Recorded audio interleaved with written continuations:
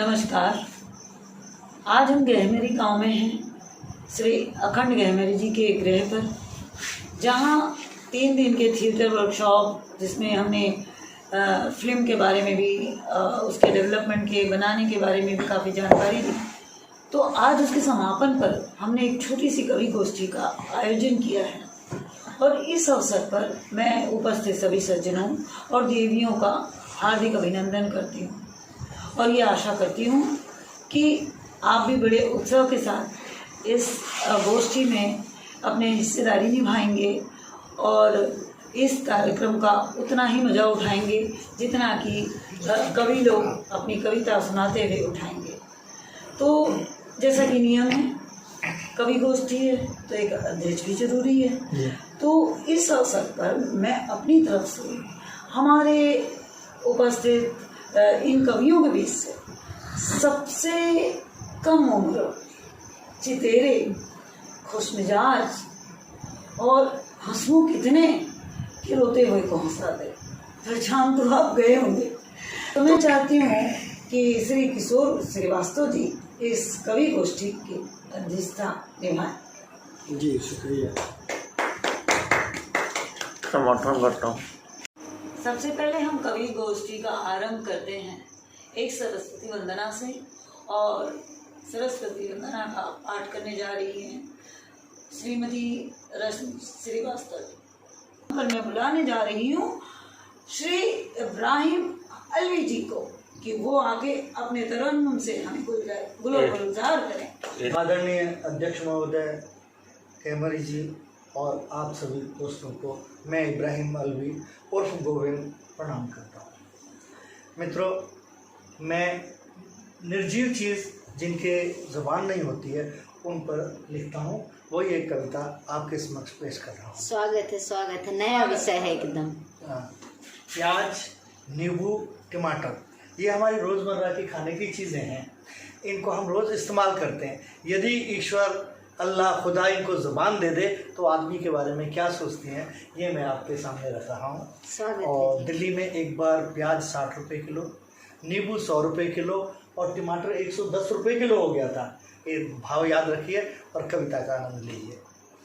एक रात प्याज आई गरीब इंसान के सपने में, बोली तू बड़ा फन्ने का बनता था अपने में, हर दम मेरी गर्दन पर हाथ रखता था, सब सब्जियों को छोड़कर मुझ पर दांत रखता था।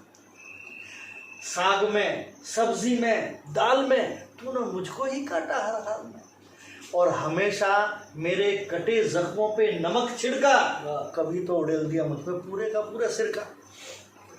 कई प्रहार किए अपने क्रूर हाथों से, कई बार जोर से मुक्का मारा, कभी काट लिया दांतों से। और क्या बताऊं तेरी करतूतें, क्या बताऊं इंसान की करतूतें,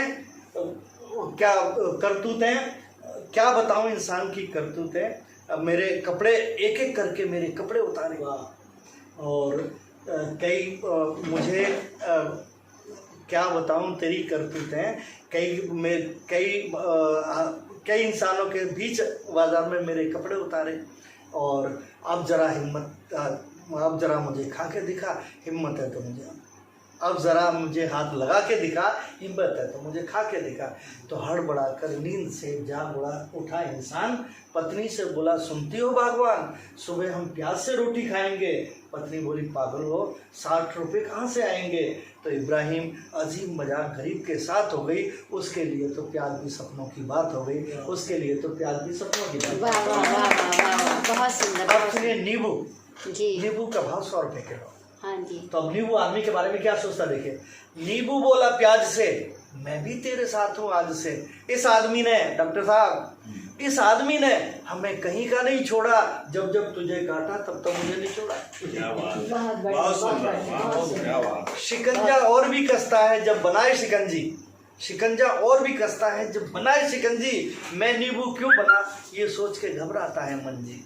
और क्या बताऊं बहन प्याज, क्या बताऊं बहन प्याज, है ये हर शनिवार की बात, छुआ घुपो के मुझको मुझ में टांगे हरी मिर्चों, दरवाजे पे टांगे हरी मिर्चों के साथ। वाह जी वाह। क्या बात है, बहुत सुंदर। अब ये लड़ाई हम दोनों मिलकर लड़ेंगे। पहले आदमी के आंसू लाएंगे, फिर दांत खट्टे करेंगे। वाह जी वाह। दोनों की वार्ता के बीच में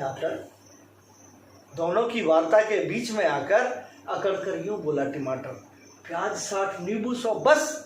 अरे प्याज 60 नींबू 100 बस, मुझे देखो मैं हूँ 110। आदमी मेरी जिंदगी से भी बड़ा खिला है, उसने हर सब्जी में मुझको पेला है। बाजार में जब देखता हूँ आदमी का बुरा हाल, तो मारे खुशी के हो जाता हूँ और भी लाल। मारे खुशी के हो जाता हूँ और भी लाल। तो इन तीनों की बातें नमक सुन रहा था, और नमक के साथ हलाल जुड़ा हुआ है। तो देखिए नमक क्या कहता है कि क्यों घमंड में इतने फूल गए हो, देखकर तीनों के चेहरे की चमक, वो यूं बोल उठा नमक कि क्यों घमंड में इतने फूल गए हो, मेरा नाम नमक है, मुझे भूल गए हो। जब तुमको काट कर निचोड़ कर सलाद बनाया है, तब आदमी ने मुझको मंगाया है। और मैंने खुद को तुम पर छिड़क कर, कुर्बानी देकर मैंने खुद को तुम पर छिड़क कर तुम्हारा स्वाद बढ़ाया है, आज तुमने ही मुझे बुलाया है। वाह जी क्या वाह। बात है, बहुत इस सुंदर। अपमान का बदला लिया जाएगा, मेरे बिना तुम्हें ठुकरा दिया जाएगा। वाह जी वाह, बहुत बढ़िया। तो इतना सुनकर तीनों के होश उड़ गए। नमक के सामने उनके हाथ जुड़ गए। बोले हमें माफ कर दो नमक भैया, बोले हमें माफ कर दो नमक भैया, आपके बिना फीकी हमारी चमक भैया। नमक बोला जाओ माफ किया, नमक बोला जाओ माफ किया। इब्राहिम को याद करो, जिसने हमें शब्द दिए, उसका धन्यवाद करो। वाह वाह वाह।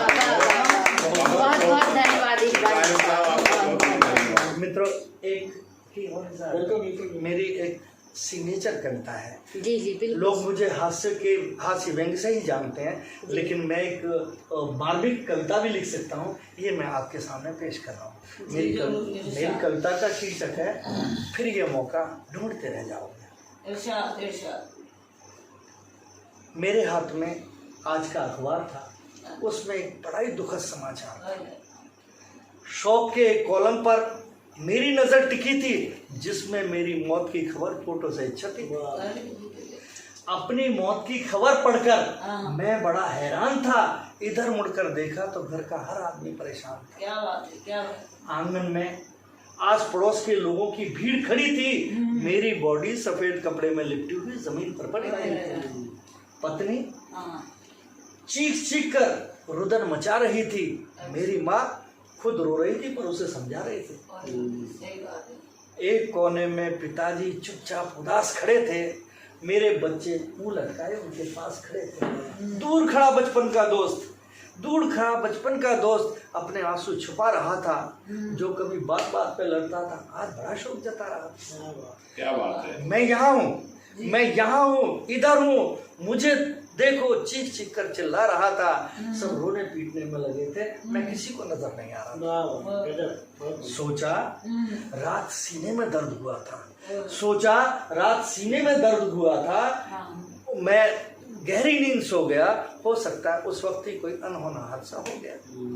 मौके की नजाकत देखकर मैं डर गया। ऐसा लगता है शायद मैं मर गया। मेरी पत्नी, जिसे मैंने कभी अहमियत न दी, उस पत्नी का बुरा हाल था। मैं कितना बुरा हूँ, ये सोचकर मन में बड़ा ख्याल था। माँ बाप का कहना मैंने कभी ढंग से नहीं माना। सठिया जाने का हर वक्त देता था उनको ताना, और मित्र को हमेशा नीचा दिखाने की कोशिश करता था, और खुद को बड़ा सुपीरियर जताने की कोशिश करता था। वही सब आज मेरे गम में आंसू बहा रहे थे। मेरे न होने से दुखी थे, अश्कों में नहा रहे थे। थोड़ी सी जिंदगी और मिल जाए आकाश, डिक्लेयर तो हो गया कि मैं मर गया। थोड़ी सी जिंदगी और मिल जाए आकाश, तो जाकर मैं उन अपने सभी अजीजों के पास पत्नी से कहूँ, तुम दुनिया में सबसे अच्छी बीवी हो। मैं महामूर्ख हूँ, तुम अकलमंद हो, बुद्धिजीवी हो। माँ बाप से कहूँ, आपकी हर आज्ञा शिरोधारी है। वो भी बड़े गर्व से कहे, हमारा बेटा बड़ा आज्ञाकारी। और सबसे बना के रखूं अपना भाईचारा, कभी न होने दूं जमीन जायदाद का बंटवारा। पर अब क्या करूं, कैसे करूं, कहाँ जाऊं? मन में छटपटाहट बड़ी थी। तभी किसी ने प्यार से जगाया, देखा पत्नी चाय ली इतनी। मेरी हिल की छूट पड़ी। मेरा रोना छूट पड़ा। पत्नी को फौरन गले लगाया, आई लव यू कहा उसे, जिसे मैं आज तक नहीं कह पाया। दौड़कर झटपट पापा के कमरे में पहुंचा, चरण स्पर्श किए उनके, माँ के आंचल से मुंह पोंछा। माँ ने आशीर्वाद दिया, पिता ने गले लगाया। परिवार क्या होता है ये मेरी आज समझ में आया। बहुत सुंदर, बहुत सुंदर, बहुत सुंदर। प्यारे प्यारे बच्चों को गोदी में उठाकर जी चाहा बुलंदियों पर ले जाऊं उन्हें उड़ाकर, और मित्र के घर जाकर की बातें काफी, बुला के सारे शिकवे मांग के माफी। बहुत आप सुंदर। भी ऐसा कर लो, आप भी ऐसा कर लो, बाद में पछताओगे, फिर ये मौका ढूंढते रह जाओगे।